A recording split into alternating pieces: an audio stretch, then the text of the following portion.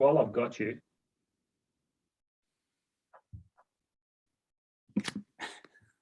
coming Friday or Saturday or both? Probably Friday. Definitely Okay. not Saturday. I haven't talked to my wife yet. Okay.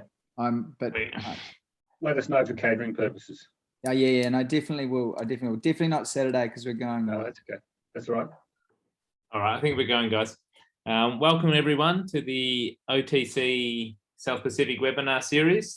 This is the complex foot and ankle fracture part 2. You didn't have to be involved in part 1 to be able to see this one. We might just wait a few moments for other participants to come along, and then we will move on.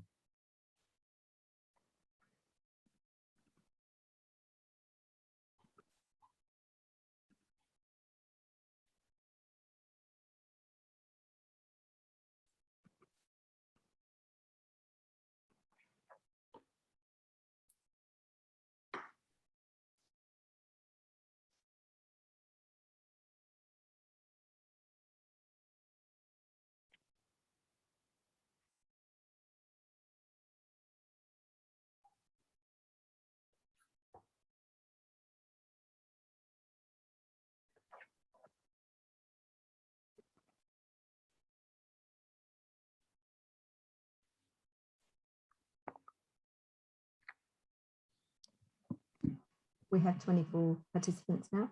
All right, well, let's get started.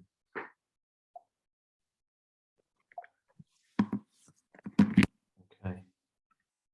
So just some housekeeping things. So if you want to ask any questions during the webinar for any of the faculty, if you could please use the Q&A button, which is at the bottom of the control panel, and then we'll endeavour to answer as many as we can.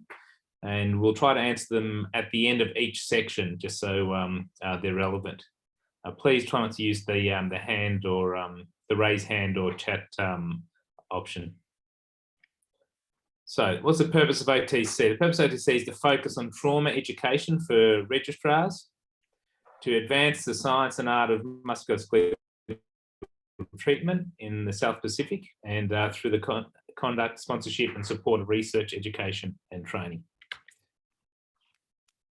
So the faculty is myself, Mr. Hamish Curry, who works at the Alfred Hospital here in Melbourne, Mr. Havinder Bedi, who works at the Epworth and St Vincent's Private, and Mr. Michael Galvin, who works at Epworth in Geelong. These are all experts in foot and ankle trauma. So we thank them all very much for giving up their time tonight to help us out. Just to let you know that hopefully next year we'll be running the face-to-face advanced fracture management course in 30th of April to the 1st of May next year, and that'll be held at the University of Melbourne. So this is the cadaver dissecting course. So the last couple of years it's been cancelled for obvious reasons, but hopefully next year it'll go ahead. Just also there's the advanced fracture management for fractures of the knee, which will be in August next year. So let's get started. Tibial plafond fractures. So our first case is a 32-year-old male who is a GHB methadone user. He fell from a balcony, possibly being chased. He had an isolated injury to his left tibial plafond. Over the area, he had extensive psoriasis, swelling, and it was a closed injury. These are his x-rays. Michael, do you want to tell us what you think of the x-rays? Yeah, thanks, Darren. So x-rays, left ankle, really demonstrating the complex tibial plafond fracture, separation from the shaft from the plafond, and I'd be getting a CT scan really to define my fragments and then to help plan my approach. And at least on these images, it looks like the fibula is intact. So we have a CT. What do you think of that? Yeah, so pretty classic. It's got the 3 fragments. Nice 3 big fragments with very little articular comminution. So I'm looking at this, trying to figure out really what I like to use the CT for is to help guide my approach. And I want to do the minimum number of approaches that I can in order to reduce the articular surface and restore the join the articular surface to the shaft. I'm going to say something controversial. So I like an anteromedial approach. I will hold off there for a sec. There we go. I like that approach too, but let's do a poll question for the audience. So given the fragments you see there, the classic 3 fragments, who would go and do an immediate open reduction fixation in this chap who's got swelling and psoriasis? Who would do a closed reduction and put it in a cast and then go back at a later date and do the definitive fixation? Who would do external fixation now and leave that as our definitive management? And who would do an external fixation and then come back at a later date and do the definitive fixation?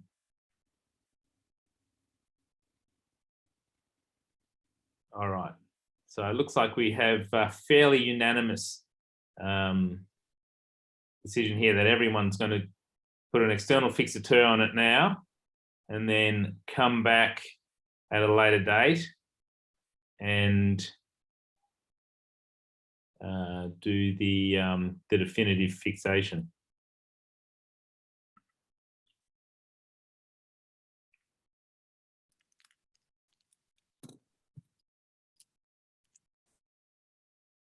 All right.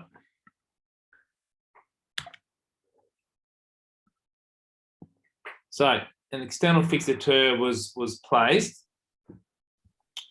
Hamish, in this case, there is no fibular fracture, but if there is a fibular fracture, do you fix the fibular fracture now with the application of the external fixateur, or do you hold off and wait until you do the definitive fixation? Thanks, Darren.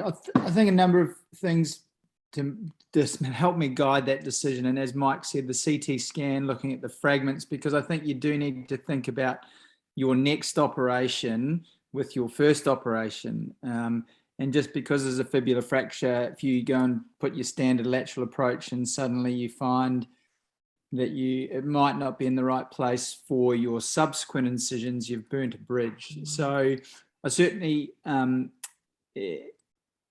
don't routinely is the answer. If I can clearly see that I'm going to go, if the fracture configuration means that I'm safe to put a lateral incision and only fix the fibula, then I will consider it. The other thing is the soft tissue swelling is the other thing that really guides my treatment for this sort of injury. And if the soft tissues are at all questionable, then I would not.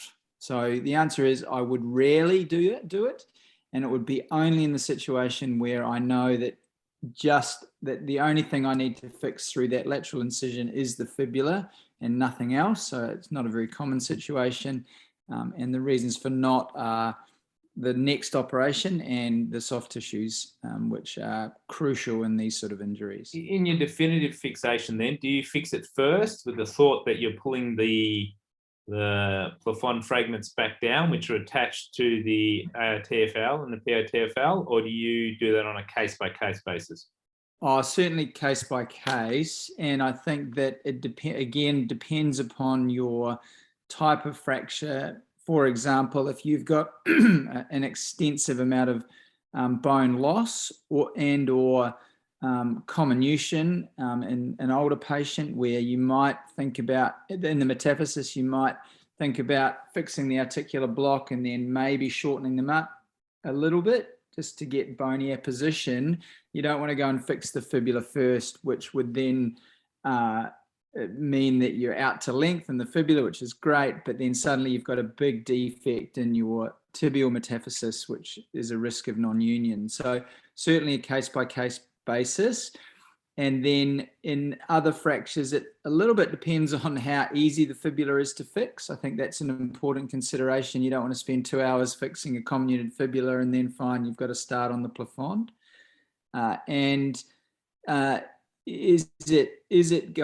Where are you going to put your plates on the tibia, and is adding fibula fixation going to assist in providing a strut for a fracture, for example, that's drifting into valgus?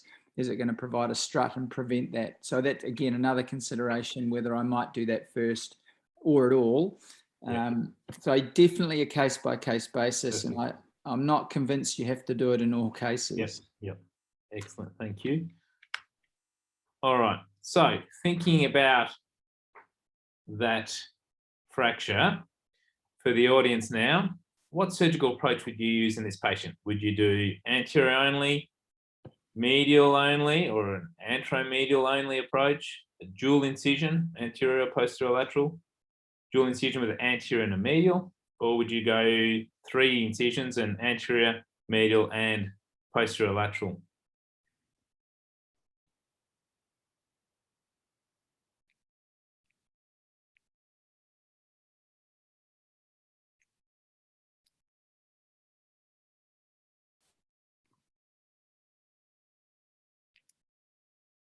So we've got a bit of a mix here. About 40% of people saying go anterior only, and hopefully to be able to get all the fragments through an anterior approach, be able to get both medial and lateral. Some are saying go anterior and posterior lateral to be able to get that Volkmann's fragment, which often extends. And then about 10% are saying do dual incision with anterior medial and the 3 incisions. And obviously, as you're saying before, Hamish, this is a soft tissue injury with a fracture underneath it. So what the soft tissue allows you to do pretty much plays a big part in this. And given you did the case, tell us what you did. So we did do a 3 incision technique, and the rationale was that the posterior fragment's very large and goes quite a way up the shaft, and so we wanted to get hold of that and to create length, and then the anterior, to put that anterior plate on, or anterolateral plate on, and also to buttress that medial. So I just felt we needed to get each of those fragments in the right place, and so it'd be that's what we did. His soft tissues took 2.5 weeks to settle down before we got to it, but and yeah, that was the rationale. I'd be interested to hear Mike's comment actually about, or your comment about the anteromedial approach, which I haven't mentioned in this case, and is obviously another option, but I'll be interested to hear a comment about that. Yeah, Mike, do you use the classic approach where you follow tib ant, or do you use the more recent approach where you go hook around medially around the medial mal, which is the approach I tend to use? What do you use? Yeah, that's what I do. So 1 centimeter lateral to the border of the tibia, and then down just below the level of 1 centimeter below the medial mal and 110 degrees where they meet. And I really like that approach. I don't think I've done an anterolateral approach in the last couple of years. I've really just used the anteromedial because I find I can get both that medial and that anterolateral fragment through it. I have to be honest, I don't know if I would have tried. Would have had to look at the CTs, but I probably wouldn't have gone posterior on this one, depending on whether or not I was able to reduce that posterior mal from the front. It looked like it was a big piece, so probably got a better chance than normal of being able to reduce it. But certainly, looks amazing, Hamish. It looks like you've done a good job there. Havinder, what do you think? So what I think is, obviously, sometimes you're guided by the soft tissue contusion and everything else. Can I get you to scroll back to the CT scans? Just the actual CT scans. I think fundamentally, it doesn't really matter. I personally would have gone anterolateral. Essentially, the principle of this is put the articular surface together and then put the articular surface back onto put the articular surface and metaphysis onto the shaft. The reality is that whenever you approach one of these, you need to be able to see. And there are 2 places where you can see, in other words, between the fragments. There's the anteromedial portion between the anterior and medial fragment, because that's the space. Because when you go in, you're going to separate out these fragments to go and look inside and clean it out. And there's the posteromedial. So I'm going to leave out the posteromedial. I wouldn't ever have done that. So I can see the logic in actually going anteromedially when you have a split in that plane between the medial and the anterior fragment. Okay, you have to go through there anyway. That said, I like my biggest plate where I have the best soft tissue coverage. So my bias is always towards putting in an anterolateral plate. And so therefore I would have done this essentially as an anterior approach. And then on the medial side, something smaller and perhaps percutaneous, just to put that, that medial fragment on. I personally probably would have gone connected anterior fragment to posterior fragment, a couple of interfragmentary screws or something like that. Then I would have put the medial fragment on, perhaps held that with some screws and then a small buttress plate. But my main workhorse to get this back onto the shaft would have been an anterolateral plate, only because of soft tissue coverage. But I think that all of those are acceptable. My real point is go to where the windows are. Yeah, if you're not sure or it's going to be hard, go to where the gaps are between those fragments. Now, plate fixation, where you put your plates. So you said you like to go anterolateral. Is there, and here you'd put a medial plate on too. Why would you do that as well? Yeah, so I actually would have put put the three fragments together, so articular surface together. Then I would have put the anterolateral fragment. I would have put the anterolateral plate on. I must admit, if that looks fantastic, sometimes I would just continue to fix the medial fragment, which is large. If I got 3 or 4 interfragmentary screws into it, I probably would have content myself with that in someone who's 20-something years old and with good bone. If there is some comminution, then yes, that's when I would consider buttressing. But I certainly wouldn't criticise a long plate and a series of interfragmentary screws. All right, so look good. Follow up, got a minor skin infection. It was managed with antibiotics. Was then progressively weight bearing up for 3 months, and then disappeared and came back at 6 months with this. Michael, what's your thoughts? I don't think I'm allowed to say what I really think in a recorded session, but it's probably similar to what Hamish thought when he saw the X-ray. This is terrible. And from the stem, though, this outcome's not really that surprising in this kind of patient cohort. I could show you a handful of X-rays of plafons that in exactly the same patient group that all ended up looking like this. So my thoughts now are, I need to know whether or not it's infected. I have to deal with that as well as this loss of fixation. I would like to know what the quality of the skin coverage is and whether or not he's needed any antibiotics in the interval.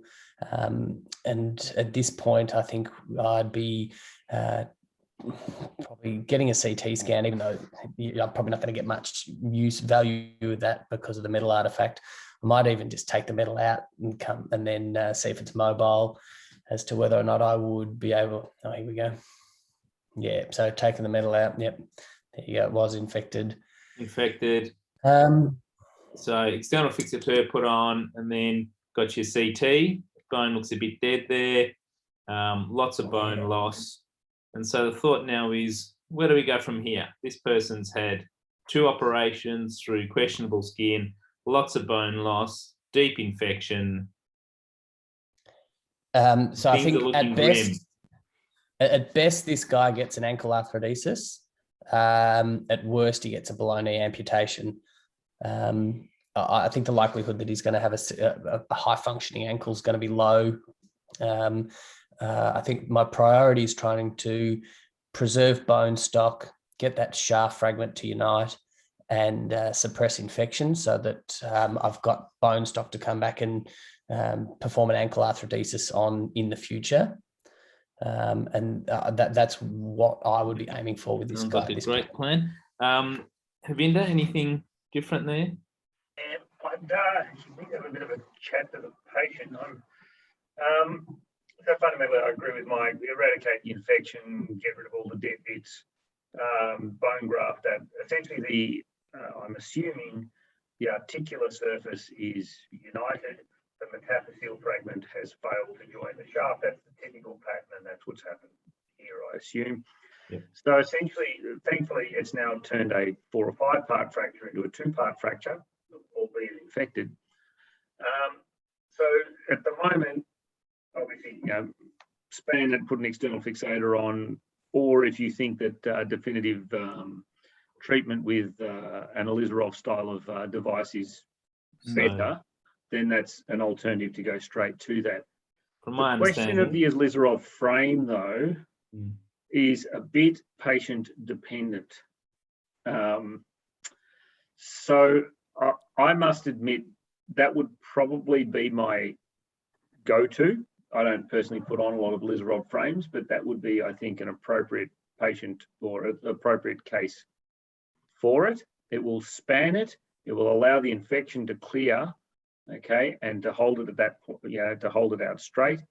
And then once you've done that, you can then look at, going in, bone grafting it, addressing that, and still keeping it fixed with a frame. So I think that's probably better, unless he is horrendously unreliable.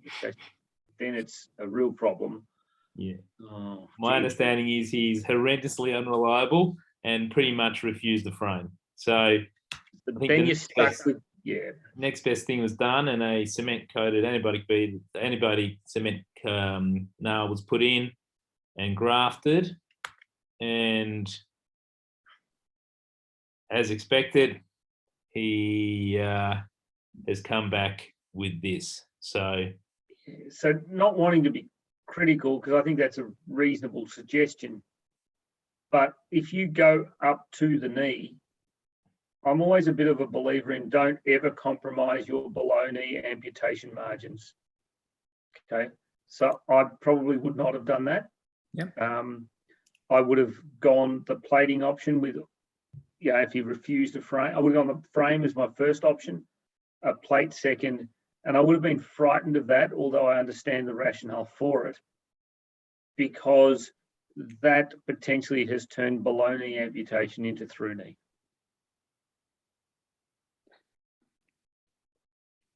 all right, Mike, anything different? What do we do now? I'm still on 4-letter words. No, that's honestly, fine wire frame. Is that without the E? Yeah. Yeah. No, look, I think at this point, you've got a very difficult situation. I agree, and I think frame would have been my thoughts. So yeah, fine wire frame. Take out whatever's dead. You might have to do a induced membrane type thing with him. He's not a great specimen for this whole procedure. I wouldn't even do that. I'd say I'd tell him that treating someone, you need a medical relationship, and that's a two-way relationship.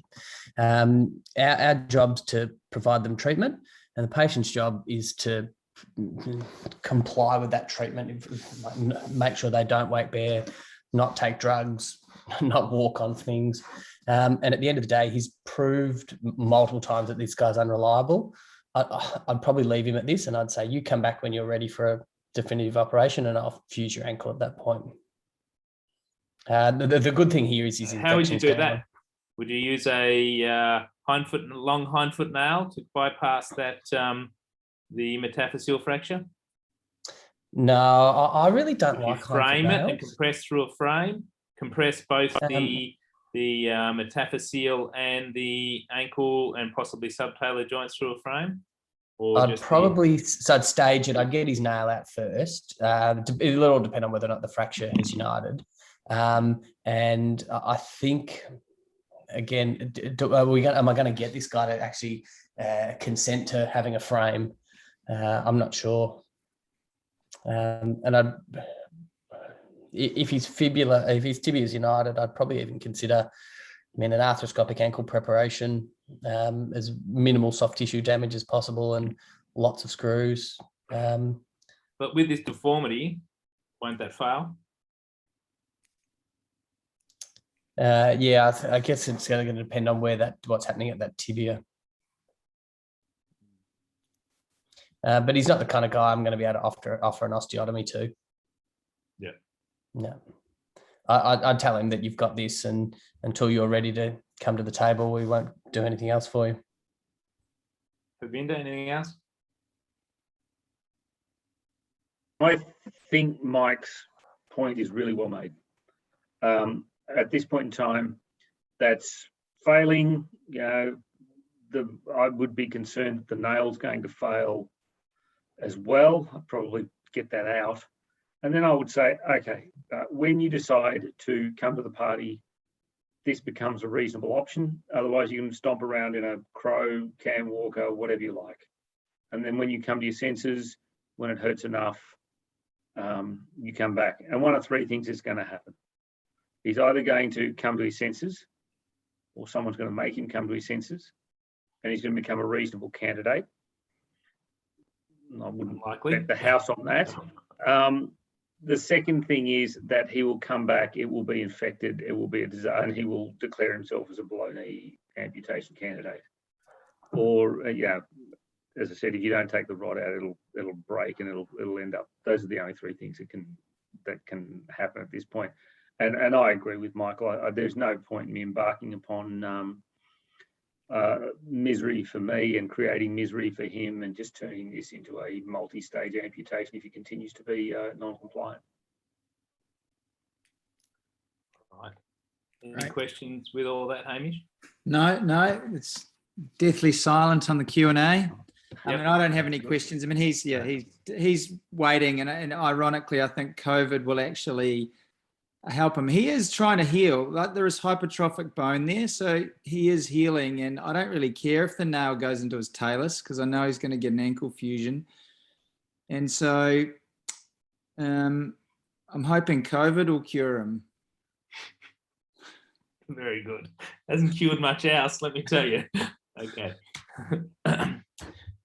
Let's look at ankle fractures. All right. So here's a poll for the audience here. We've got a 35-year-old, otherwise well male, had an inversion injury to his ankle. Would you operate on this gentleman and do a fibula internal fixation?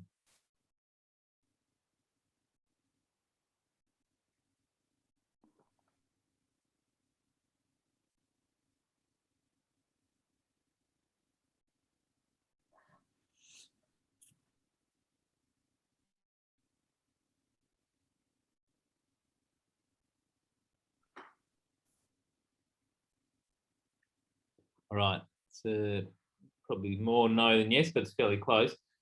So this does actually have a small posterior mal there, which let's just assume it's not there. Havinda, what criteria do you use to operate on a non-displaced or minimally displaced lateral malleolar fracture? Yeah, okay. This is becoming obviously a little bit more contentious. So this, the film is a little small on my computer, looks like it may have what I call spurious medial, lateral talar shift, where the medial side looks wider. On the AP, the fibula looks well aligned. On the lateral, it looks like there is a gap and it may be externally rotated. The thing that I would point out, though, is that ankle is in significant equinus, okay? So that does two things. What it does is it takes creates slack in the posteromedial portion of the medial ligament. And the second thing that it does is it pushes the narrowest bit of the talus under the mortise, under the ankle. In other words, the wide bit of the talus is at the front, the narrow bit is at the back. So in a sense, you've got a narrow peg sitting in that mortise now. So it's got the ability to move from side to side. So I don't think, based on a film in that much equinus, isolated fibular fracture like this, you can make any comment on the stability or instability of this fracture. I think it is very likely that this can be treated very well non-operatively.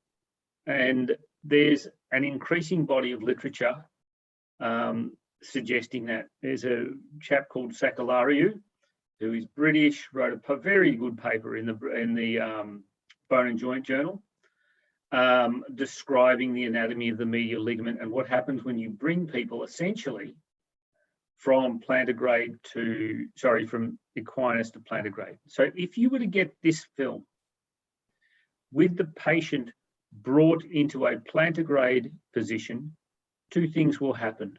It will tighten up the posterior portion of the medial ligament.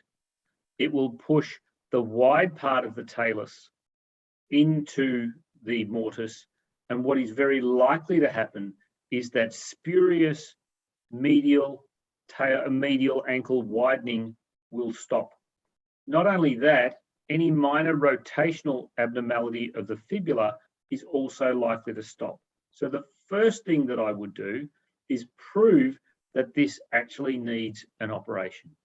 And the way I would generally do that is I would take them out of this and put them into a plantar cast, or what I think is even better is wait for a week or so and get them to get a weight-bearing film in plantar, and it is likely that this will reduce, and whatever you think of the fibula needing fixation will no longer be the case.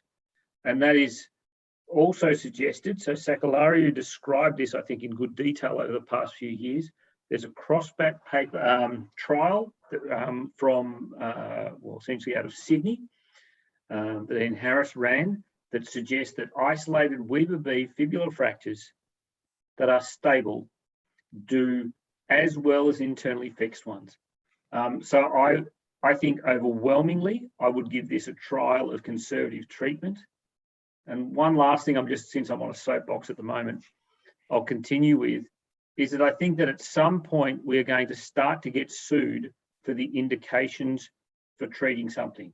So if this is internally fixed and it gets a complication, as sometimes occurs, soft tissue complications, etc., then the issue of indication for surgery will come into it.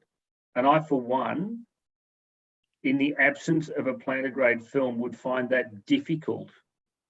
And I lean towards trying to defend my colleagues as much as I can.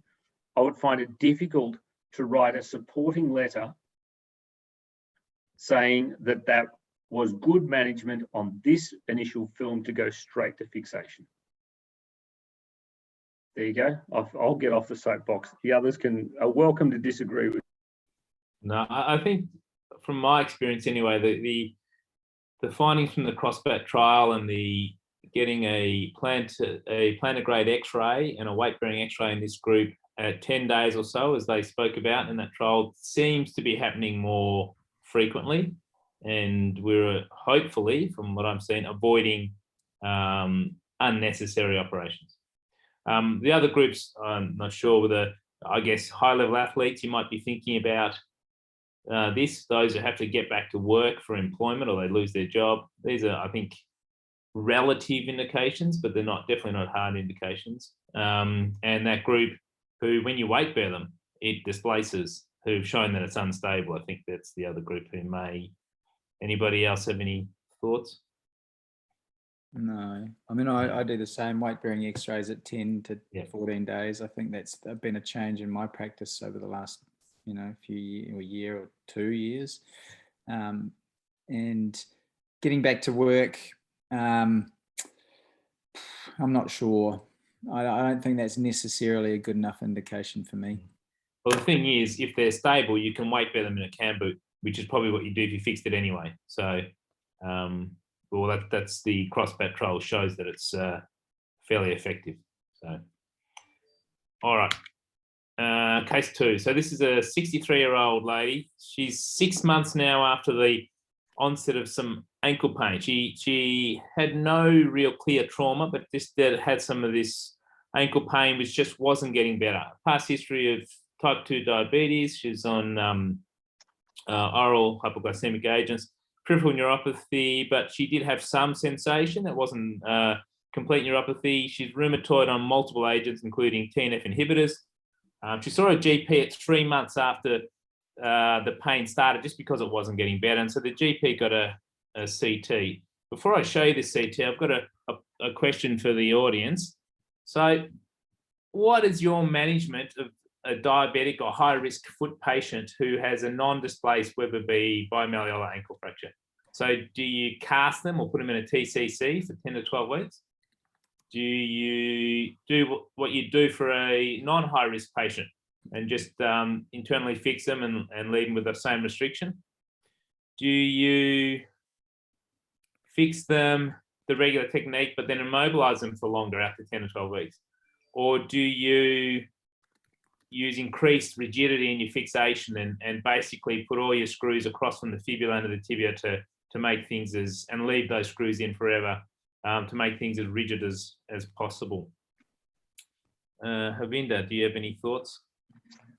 Yeah, I think that you should essentially treat diabetics as you would normally. The only caveats would be, so the data all suggests that in uncomplicated diabetes, and what I mean by uncomplicated, no retinopathy, no neuropathy, and no nephropathy, okay, in uncomplicated diabetes, the complication rate is very similar to normal patients, okay?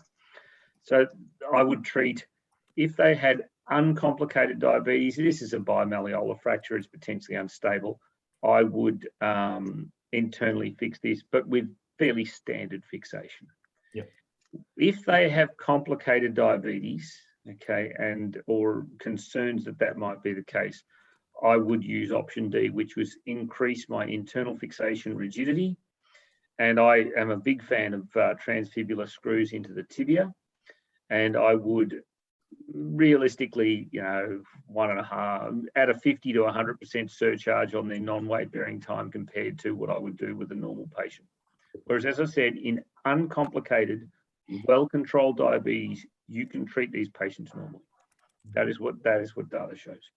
Michael, Hamish, any different thoughts on that? No, I agree with Havinder there.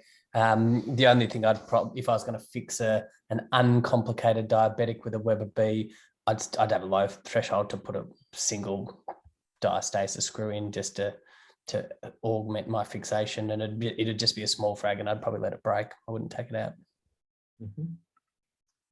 All right, so back to my case. So this is the CT that this lady got with the GP.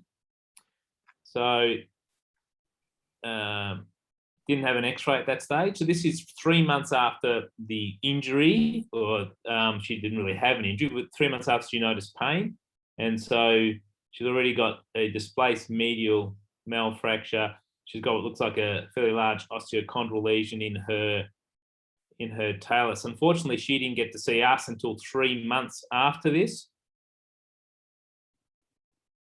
And this is the X-ray at what is essentially the 6-month mark after her pain started, and on our initial review. Hamish, what do you think of this? Well, yes, clearly this is displaced quite significantly. I mean, the issues here are her history and bone loss, as well as the soft tissues. And I'm thinking, well, I've got to get her foot underneath her leg to prevent progressive deformity and help with her pain. So, and the ankle is destroyed. So we're not talking about salvage procedures here. We're talking about reconstructive fusion here, again, to put the foot underneath the leg. So that was my thought exactly. Unfortunately, as is usually the case, when she did come to clinic, she had this massive lesion about 15 centimeters on her thigh. It was suppurative, pretty disgusting, really. So it was biopsy, had nocardia in it. She was found to have infective endocarditis as well. Basically placed on antibiotics. She had multiple plastics procedures. We saw her again at the 6 months after this, so now 12 months. And this is the CT, which showed significantly more deformity, loss of the anterior plafond or distal tibia, losing more and more bone in her talus, but still wasn't ready for an operation. We then saw her again at the 18-month mark. Infection cleared, flap had taken.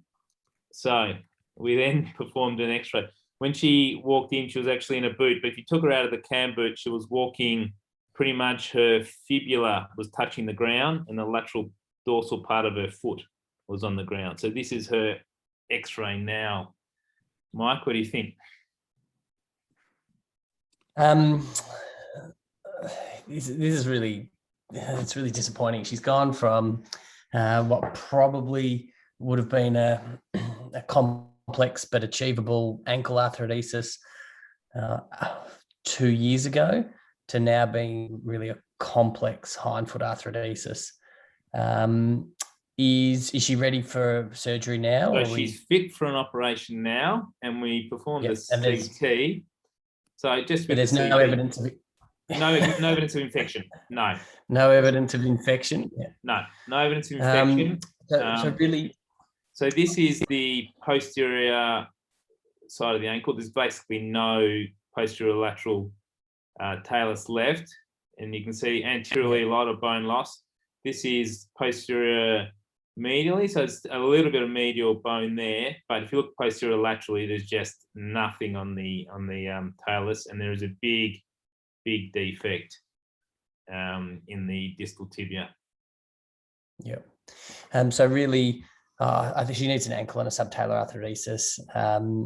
The question would be, her calc looks surprisingly well aligned under the tibia in these pictures, but you said she's walking on so as soon as she takes any weight through it, basically the whole hind foot collapses into varus, and she's walking on basically the fibula tip here is on the ground.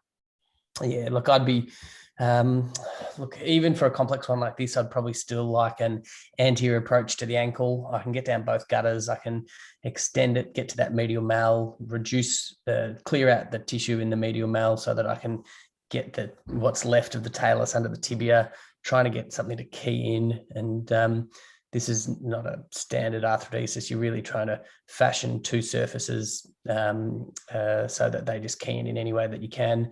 And then I'd do a lateral approach to the subtalar and prepare that, being really careful towards the posterior aspect of the subtalar joint, because there's, particularly when you've got a lamina spreader in or you're distracting the joint to access it, that you don't fracture the remainder of the talus. Big screws. One of the problems is it's going to be hard to find the talus. That's a long way. Long way lateral. Across. Yeah. I'd probably start with the ankle first and try and shift things across. And then I like an anterior ankle plate with screws that go from the tibia through the talus and then into the calc, and then a screw that goes from the neck of the talus down into the calc, and then the plate over the top of that screw. So one of the problems with that is you've only got not even half a talus. I think you've got some of the medial side, yeah, but pretty much all of that lateral side's gone, and you're missing quite a bit of the anterior. Yeah, but because my fixation's effectively going from the tibia through the talus into the calc, I'm not overly concerned about that. Yeah. And then lots of graft, and then some bit of augment for me. Yep. Havinder? Use the medial malleus graft. Yep. Yeah. Look, I think this is a very difficult situation, and that I personally would do this through a combined lateral approach and anteromedial. I'm not a big fan of nails, so I would plate this up. My standard approach to this, and I think this is suited to it, because you want to get this from varus into valgus, so you want to not have longitudinal wounds on the medial side because you're going to stretch them. So I would go straight down the fibula, osteotomize the fibula, reflect it backwards, find the level of the joint. That will be reasonably easy because you can reference it off the distal tibia. I think you will find that there is probably a bit more talus than you give it credit for. I think that it's going to be very difficult to reduce it purely through the lateral incision. I think an anteromedial one is going to be necessary as well. I think it's a waste of time keeping the medial malleolus. I may as well use it as graft. And that is what I would do. And then, yeah, I think you can get the talus underneath the, back underneath the tibia. The reality is that it just comes down to how much you're prepared to shorten the tibia. If you keep on shortening bit by bit, sliver by sliver, whatever it takes until you get it back under, and that will be fine. But the lateral approach, as I said, I can osteotomize and reflect the fibula if you want to keep it, or you can take it off. Probably my preference here would be to take it off in slivers so that I could use it as bone graft, then go anteromedially, keep shortening the tibia until I can get it under. That lateral approach will also let you get to the subtalar joint. And then as you get it round, I would put a hindfoot fusion plate on the lateral side, and with some screws, across the arthrodesis sites for compression. That would be my expectation. Hamish, anything different? Well, contrary to all the rest of you, I actually do quite like nails, and I'm like Mike, I'd go anteriorly. I think that I can again just shorten and then have a lateral approach, subtalar preparation, and then a hindfoot nail for me. I think just going laterally, I would struggle to get to the medial malleolus. That's my concern with that. But that's I don't use a lateral hindfoot fusion plate, so I don't have any experience with that to make a comment about the exposure. And so that's just the. So I tossed up what to do with this. It's a pretty difficult one. So in the end, and I don't have any real experience with a tibiocalcaneal fusion, which I was worried was going to have to go to. So I basically did what Huvinder said. I went laterally, split the fibula. I compressed through a frame. And what I also did was I did a step cut. It's probably hard to see here, but I did a step cut here in the tibia so that the lateral part of the talus could sit in there. And then I fixed that in and then compressed through a frame, which she was happy to go on. And this is at 6 weeks now, and it looks like she's uniting well. But and I made a small medial incision to get the medial mal and crunch that up as well. So that frame, I think I'm taking it off at about the 8 or 10 week mark. So, but all her wounds healed up nicely, which was good. But I was just interested to see what other ways of doing this, because I wasn't really confident in anything that I was going to do here. Very nice job. All right. Any questions from that section? There was a couple of questions which I've sort of answered about, why do you get the 10-day X-ray, and that really is to avoid that spurious talar shift that you see initially, to help reduce some of that external rotation deformity of the fibula and be able to make an assessment. There was another question about medial malleolus tenderness or deltoid tenderness, which I certainly think in my practice is not so relevant, because people can have contusions, they can have deltoid sprain, but does tenderness actually mean deltoid rupture and therefore translate, or significant deltoid injury and translate to instability? And I don't think you can assess that by just poking a finger into the area. So I don't use it. It raises, the whole picture. It increases the information for the whole picture, but I don't use it as the discriminator as to whether to fix. And there was a question about posterior malleolus, but I think we'll look at this. We'll talk about that in a minute. And just with that, I guess I was always taught that too, but I don't see the medial tenderness. I don't see that. I agree that I don't see that as an instability thing. I do want to ask though, the faculty, if you have a patient who has a significant, so a Weber B fracture, or even a Weber C fracture, where there's been significant talar displacement, would you go and fix the medial collateral deltoid ligament when you fix the lateral when you fix the lateral malleolus. There's been some literature on this, which is some say yes, the most recent stuff says no, but does anyone here do that? Because I must admit, I've had a couple of obese patients who have valgus knees who have gone into valgus, and then I've had to go back and do something to the medial ligament. So what do you guys I think? do. Yep. So if they're dislocated, I'll fix it. And I think my threshold's getting lower and lower to fix it, partly because I think it restores the stability to the ankle. I can range them earlier.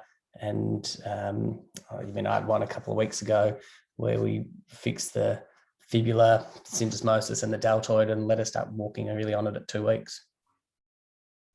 Navinda? So I don't. I think that with the exception, I think that case that you pointed out, valgus knee, overweight, etc. I think that's probably the best indication that I can think of. I must admit, I routinely scope all of my ankles, and so I get a pretty good look at that deltoid. I will sometimes roughen up the surface of the malleolus to try and get it to stick down that side. It also stops any prolapsing of that medial ligament inside the ankle joint that will sometimes. I think part of the reason that this the old one does drift into a bit of valgus is because that medial ligament is not actually sitting where it should do. So I think to some extent, because I do scope these, it becomes a little bit of a bit artificial. So I don't routinely fix the medial side.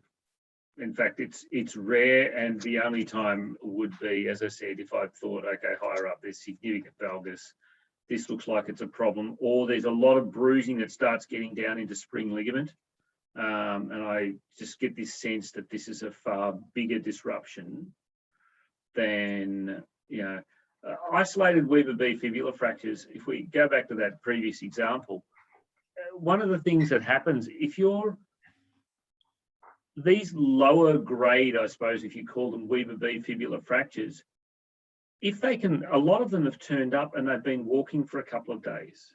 Okay, a lot of them turn up and if they can weight bear it a week to 10 days, probably you've automatically screened them as being the lower grade and the more stable ones, because the ones that are grossly unstable, you struggle to get a weight-bearing X-ray out of at day 7 to 10. So in a sense, if they're able to do that, almost always those ones that can achieve it self-reduce. It's really only the ones, these ones are the ones that, are the dislocations that Michael was talking about, that, the thing is disrupted on the medial side. So, it's still, there's no data really that's convincing to suggest that you need to fix these medial ligaments as yet. Hamish, do you have any different thoughts? No, I'm a rare fixer as well, but I'm interested in Mike's comments. Though I must admit, that my concern has always been increased stiffness and morbidity associated with the surgery. But I'd be interested to follow that and see how it goes. All right, syndesmosis injuries. Here's another one for the audience. So we have a 30-year-old male who's had an eversion ankle injury.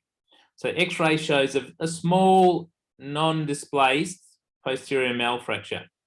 The patient goes on and gets an MRI. So the MRI shows that the AOTFL is disrupted. The interosseous ligaments have increased signal, but the posterior ligament is intact, but attached to this non-displaced posterior malfragment. Is this a stable injury or is it unstable? Is that posterior malfragment, which the ligament's attached to, is that stable? And are we happy that if we treat this in a cast, it will stay there? So I'd be interested to see what the audience thinks about whether they would fix this internally or not. All right, so 3/4 of the people are saying that they would fix this. Mike, what do you think?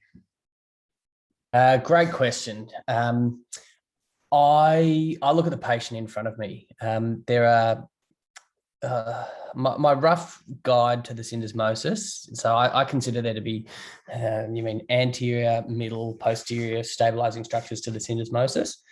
If you damage one, it doesn't need to be fixed. If you've damaged three, it needs to be fixed. If you've damaged two, we don't know. If you've damaged two and you walk in, you don't get an operation.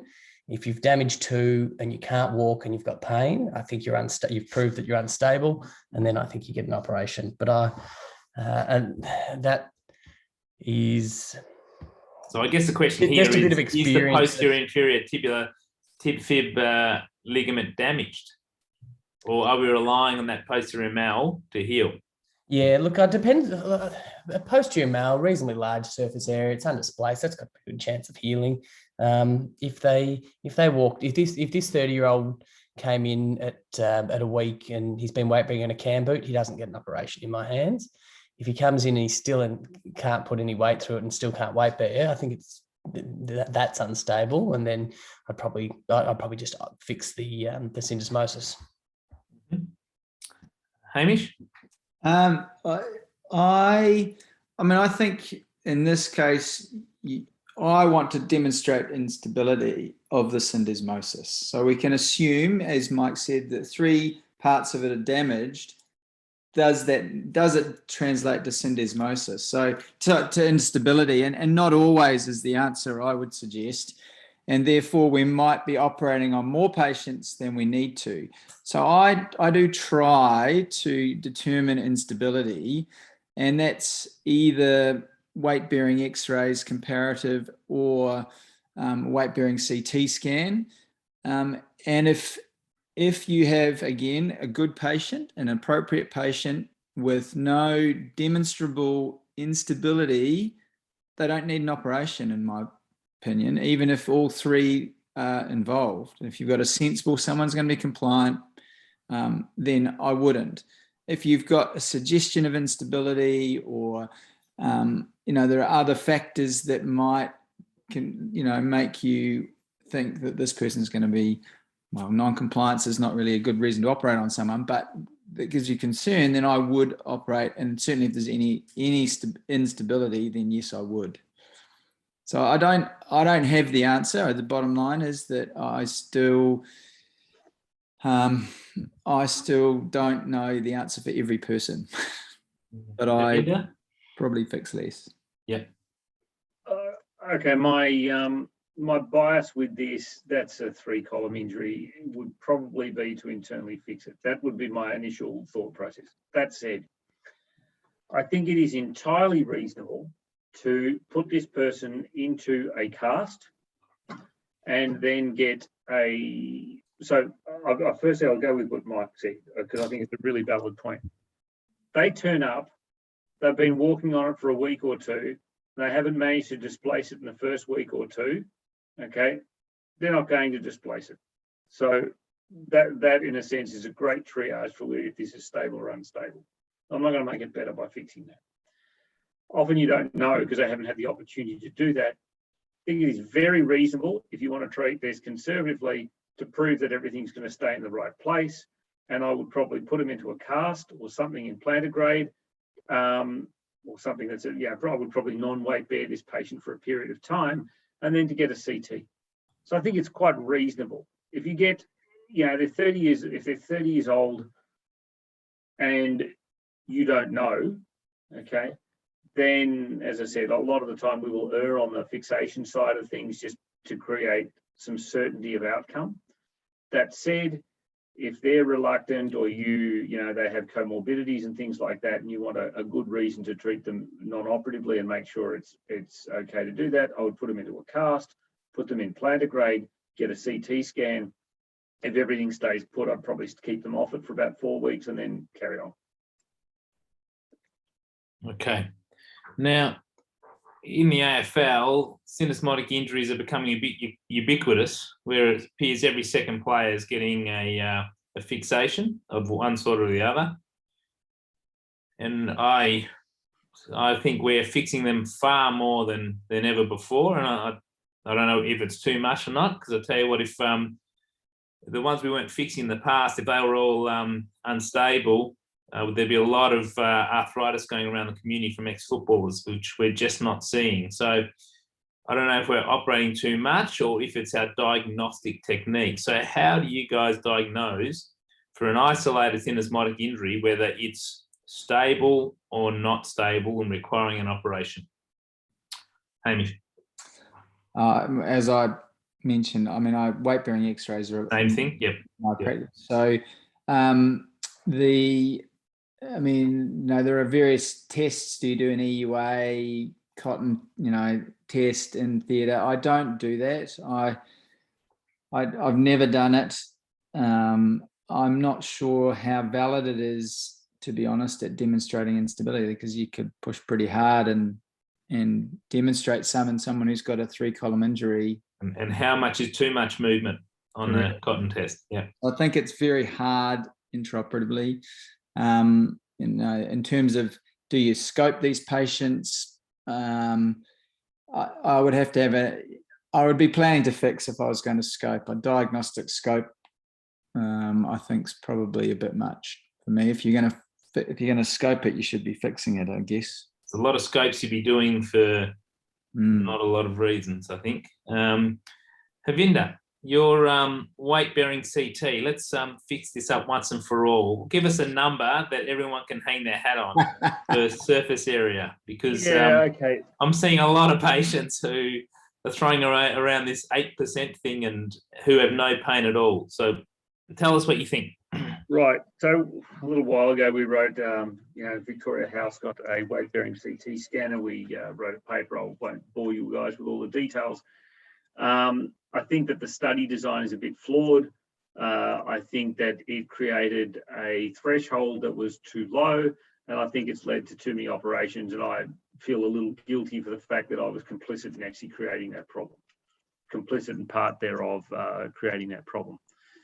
What we did was we looked at the area between the tibia and fibula at a standardized point, and if it was more than 8% larger in the injured side compared to the non-injured side, then we deemed these as being unstable. I don't think that is true. I now use weight-bearing CT scans infrequently as my diagnostic tool to determine instability. I think that an anatomical basis is probably better. I think that Mike's one is a reasonable school of thought. 1 column doesn't get an operation, 3 columns probably does get an operation in a suitable patient, 2 columns we don't know what to do. And in these 2-column injuries, if I had my way, what I would do is I would give them a trial of life for 4 to 6 weeks. And I would get them to come back and I would say, are you getting better? How are you going? And some of them will come back at 4 to 6 weeks in these sort of intermediate grades and be perfect. And I get them to hop at 4 to 6 weeks. And if they could hop 10 times and it doesn't hurt them, I figure that's pretty good. Okay, so we've gone full circle from fancier and fancier test to a clinical assessment. And that's what I do. Unfortunately, with high-level athletes, one thing that they don't have is they don't have time, and clubs do not like uncertainty. And I think that there is an increasing tendency, and I am guilty of this as well, of over-operating on athletes to create that certainty. It has meant also that devices, and we can talk about fixation styles and tight ropes and things like that. It has meant that tight ropes, which certainly provide less rigid fixation, have become very popular for these, lower velocity injuries. And part of that, I think, is because they didn't need an operation. And there's a fantastic quote that says, the operation that does best in a patient who doesn't need an operation is the operation that simulates nothing the best. And I think to some extent, that is tightrope fixation in these intermediate grades that would have had a very good natural history if they were given the opportunity to actually heal. So I suppose the short version, 1 column, don't do it. 3 column, sure, I think that's reasonable to fix. 2 column, give them a trial of life. Nothing happens if you leave them alone for 4 to 6 weeks and you just see how they go. I think that's probably what I've come to as what I think is good medical management. Mike, similar thoughts?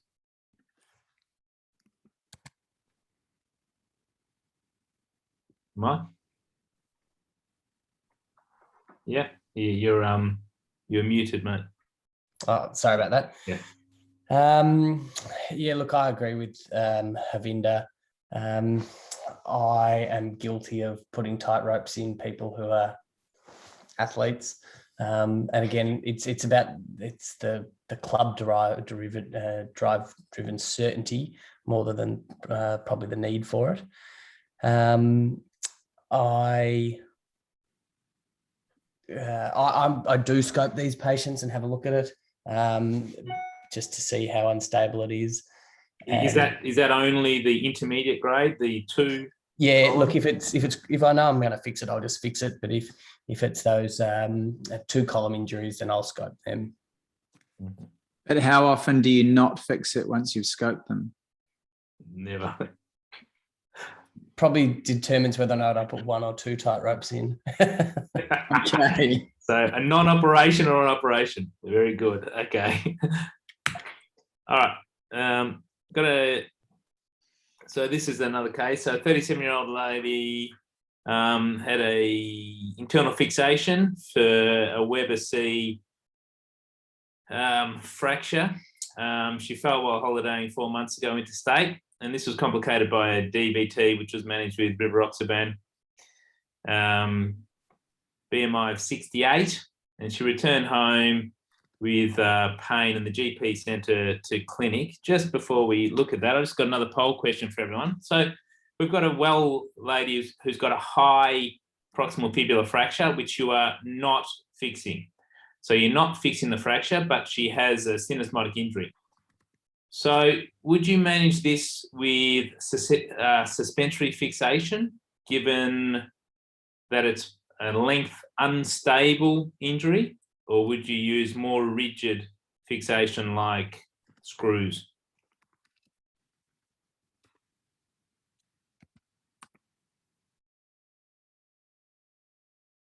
All right, so we have a unanimous, no one would put a suspensory in this because of the length unstable or the axial plane instability. I know your thoughts on this, Havinder. You're similar to mine, that I wouldn't do that either. Hamish and Michael, you guys are both big users of tight ropes. Would you use that in this case? No. No. No, I wouldn't. I'd probably do a combination with a tight rope and a screw. Yep. All right. Very good. So getting back to our lady. So this is her x-rays when we see her. So she's now 4.5 months after this. She is in significant equinus there. So this x-ray is probably of minimal benefit. She was seen by one of the registrars and they got a CT. So this is the CT here. The coronal doesn't look too bad. The sagittal shows the fracture is not yet united, but the axial concerned me a little bit in that I wasn't convinced the fibula was sitting in the notch properly. So we got a weight-bearing x-ray. So the weight-bearing mortise view shows the significant widening of the syndesmosis here. Havinder, what do you think of this? Given it looked not too bad in a non-weight-bearing or stressed view, but now in a stressed view, this is significantly widened. For me, this is one reason I don't use one tight rope. I find it's not stable rotationally, but what's your thought? Could you go back to the CT for a moment? Yep.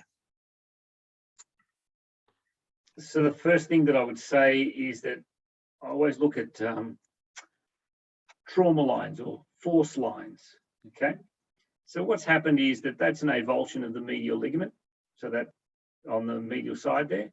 So the medial ligament's disrupted. The force then runs roughly through the plane of the ankle joint, up through the interosseous membrane, and escapes out through the fracture side. Okay, this is a solid injury. Okay, that's the first thing that I would say.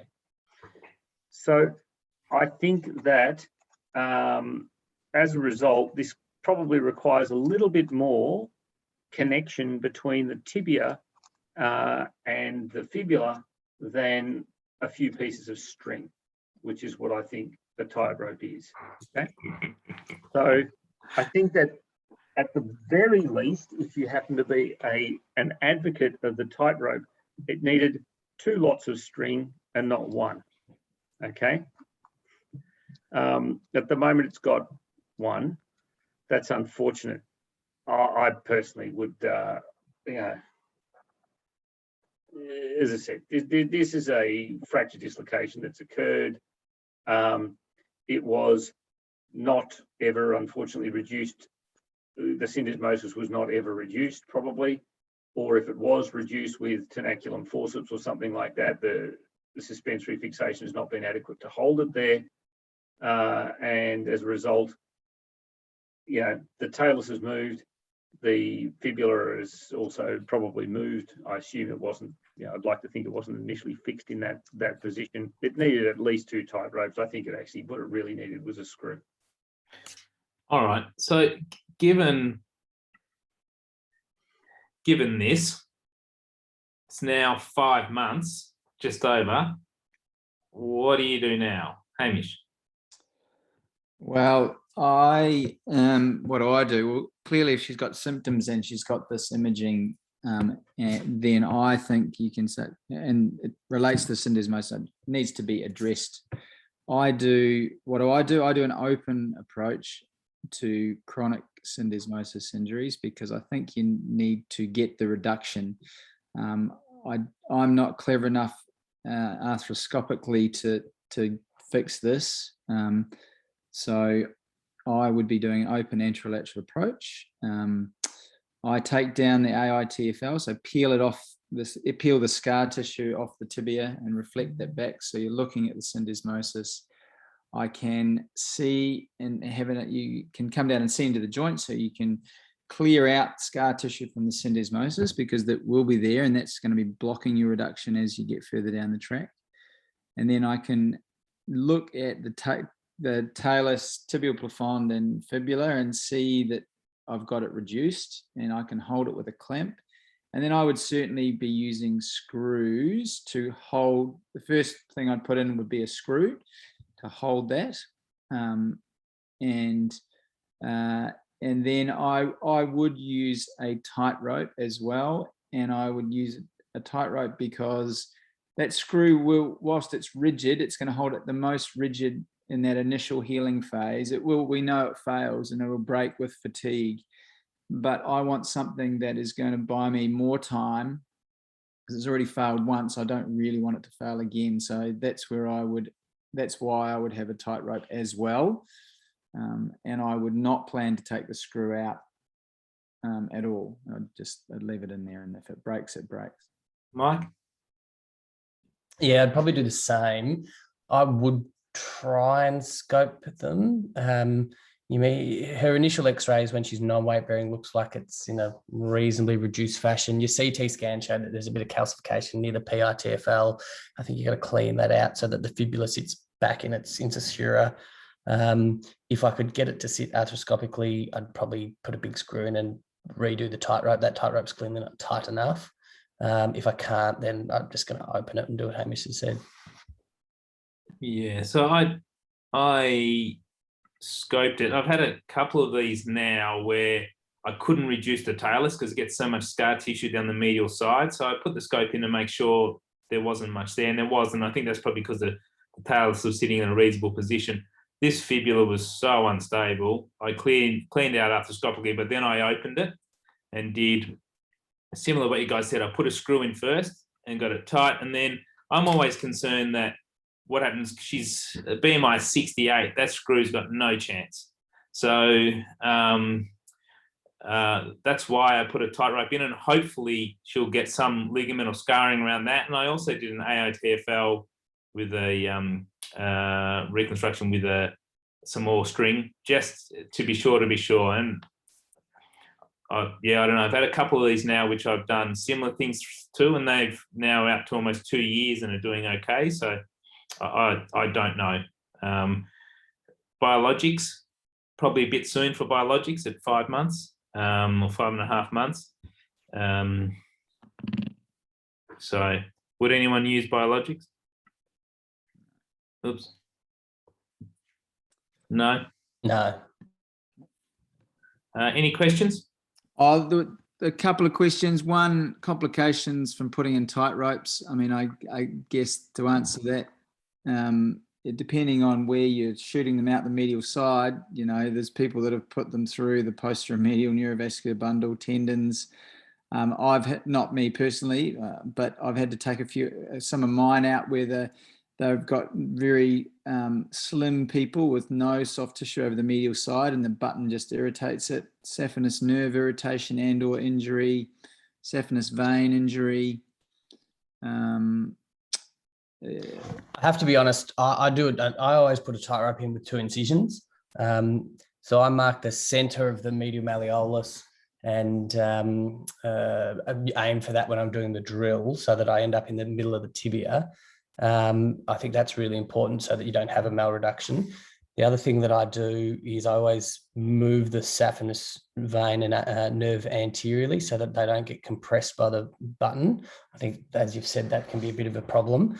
And in order to try and get it to sit a little bit better, when the drill comes out on the medial side, I get my assistant to pull the drill back a little bit so I can see where the hole is in the tibia, and then just use a diathermy to basically make a little recess in the periosteum the same size as the button, so that by the time and then I always make sure the button sits vertically, so it sits on the side of the tibia, so it's sitting rather than sitting across the curve of the tibia. And I hold it with an artery while my assistant tightens it, so it ends up in the position that I want it, in that little divot in the periosteum. And I haven't had as much irritation on the medial side doing that. Good. And there was another question just about scoping potential syndesmosis injuries. How do you specifically determine instability? Well, the drive-through, for me, that's the drive-through sign where you can stick the shaver through between the tibia and the fibula. It's how I determine it. Not sure about anyone else. Yeah. Can I just reiterate that? I think that I know that I sound like an anti-tightrope user, but I do use tight ropes. I always use 2 incisions. I think that what we have to understand, a while ago we wrote something up, and the tightrope removal rate with syndesmotic injuries runs between 20 and 30%. It is not the 0. You know, that everyone says, I put a tight rope in, I never have a problem, this, that, and the other, right? So we looked at this as a systematic review, and the removal rate is around the 20 to 30% mark, depending on which series you read. So it's not 0. And the reason for that is irritation on the medial side of either the nerve. Sometimes you do get a little bit of play in it. There are instances of the tightrope wobbling and actually sort of cheese cutting into the sides of bone. It's not an innocuous device. Certainly it is a lower removal rate. And I think that what Mike has suggested, by actually being diligent with doing this 2 sides, 2 incisions, reduces your chances of complication and also makes the device work better because it doesn't slide off. All right.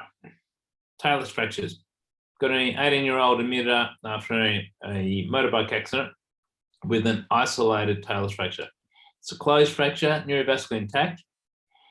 As you can see, it looks like FHL has been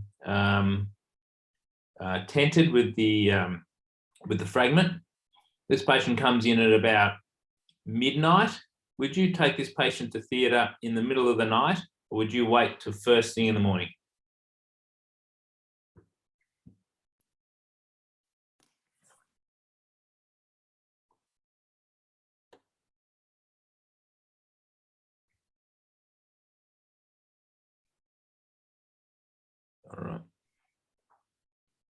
So slightly more would take it to theatre overnight.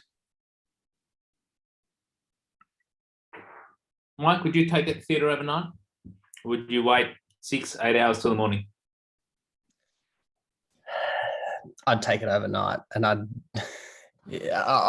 wouldn't do a definitive RF overnight, but I'd be planning to just get it reduced and take the pressure off the skin, and that probably the posteromedial neurovascular bundle. I think that you're trying to show me on that clinical photo that that's swelling posteromedially, isn't it? Mm-hmm. It is. Yep. So I wouldn't be happy, but I'd be coming in to do that. Oh. Oh. Hamish, would you go in for this? Absolutely, but I wouldn't. I agree with Mike.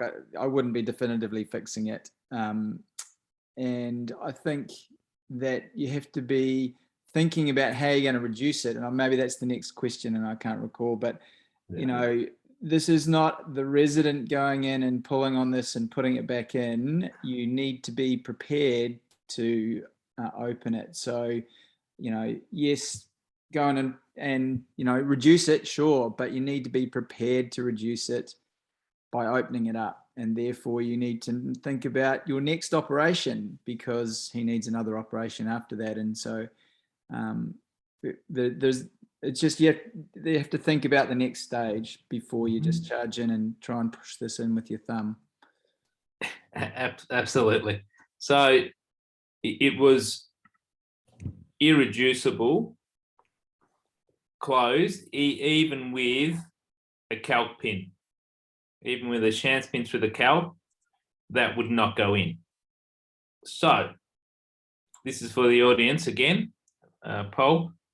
Which approach would you first use, your first incision? You may need more than one. Would you use to try and reduce this? So it's sitting on FHL, it's pushing, you can see it a bit on the medial side. Would you do an anterolateral, anteromedial, posterolateral, or posteromedial approach?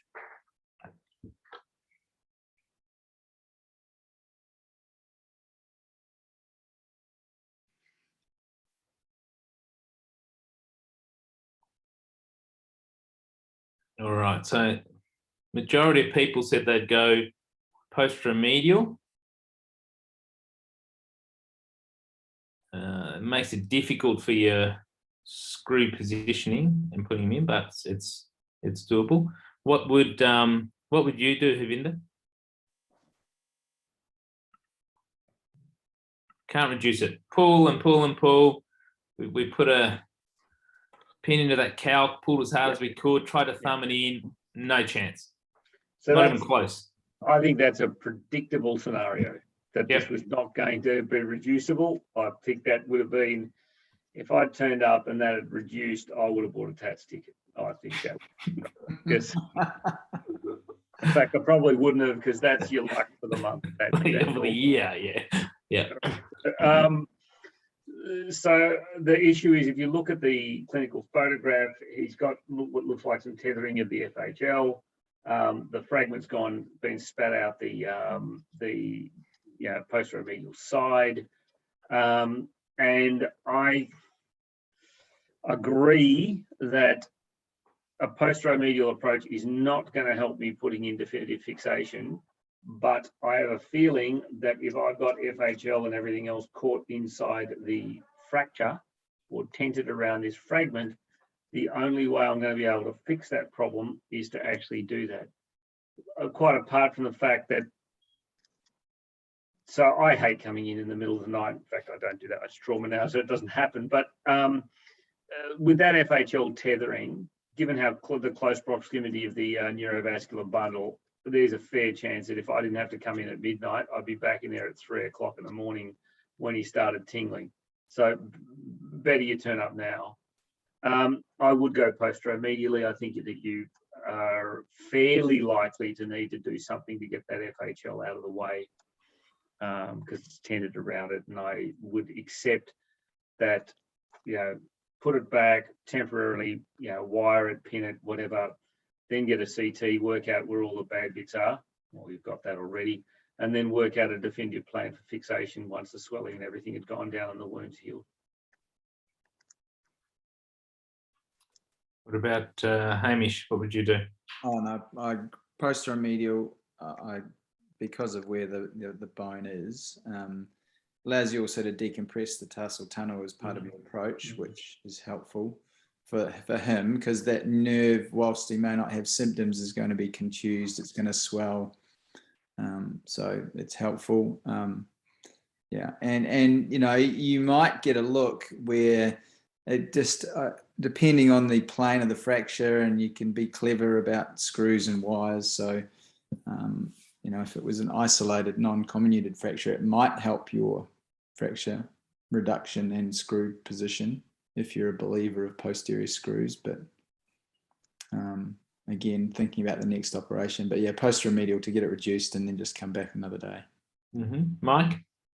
Oh, I'm going to go posterolateral, actually. This is the middle of the night.